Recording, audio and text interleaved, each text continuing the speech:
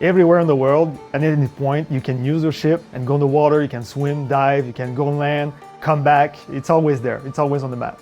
The game is called Odyssey, and of course we're modeling ourselves on the voyage of Odysseus, and you're exploring the Aegean Sea. It doesn't take place at the same time, but it's the same experience that we're trying to give to the player. And Naval is a huge important part of that. Also, the map is huge, I mean, really big. The sea needs to be seamless because this time it's open everywhere around you. So we had to do a lot of tech on that, making sure that the shorelines where you could see like the waves coming and dying on the beaches. You have a lot of big waves when you go far away in the ocean. We also make sure that you see all those kind of fishes and stuff like that you can see from your ship and when you're swimming. The naval combat in Odyssey is something more fast-paced, more close range. It's more intense than ever. The fact that we have people shooting javelins and arrows make us put the ship closer together so you can see the action. What we discovered in the end was that mobility was a key factor of making a fun experience for the player. So in fact, the boat has a very high acceleration. You're able to turn really fast, you're able to move really fast. You may see a boat about to ram you, and then like within a couple seconds you can sort of dodge out of the way because of the mobility of the ship. Some ships were shooting fire ammunition to burn the other ship. The most important tactic was the ramming and the cleavings. Yeah, and of course cleaving a ship is advantageous to the player because it's going to give him more life, more resources. So you're always looking for that opportunity to cleave a ship, not only for the spectacular nature of it, but also as a gameplay, it benefits the player. During those times, the ship was able to board and kill the remaining crew. And after that, loot the treasure on the ship because there's a bunch of chests. The bigger the ship is, the bigger the rewards are. So every time you sunk a ship, in fact, there's like chests that are being released in the ocean. You can dive and try to hunt them. It's pretty interesting.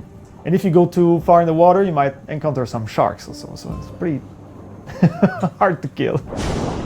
There's definitely going to be some unique ships on the water, some unique challenges. When you first encounter these ships, if you're a low level, you're going to learn to run away quickly. As you get stronger, your ship is going to get stronger.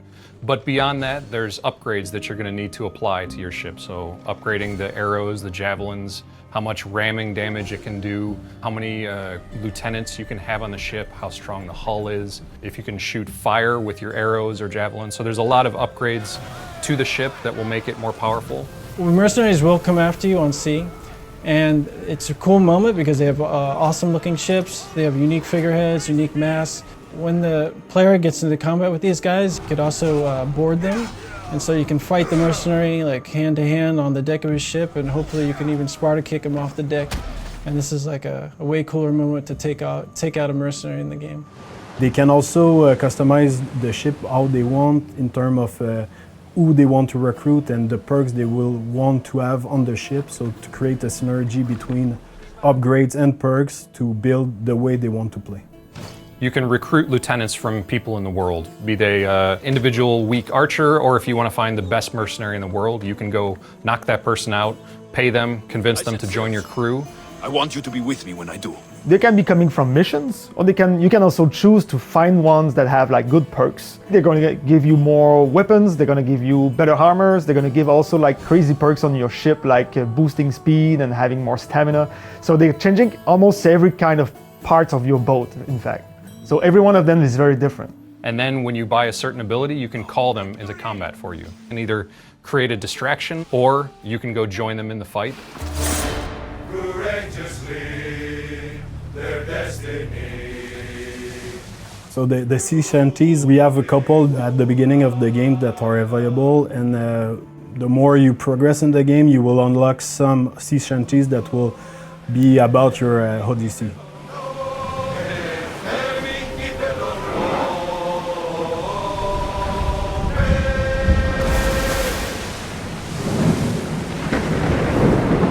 Tune in to watch next week's episode, Ancient Greece, Friday at 2 p.m.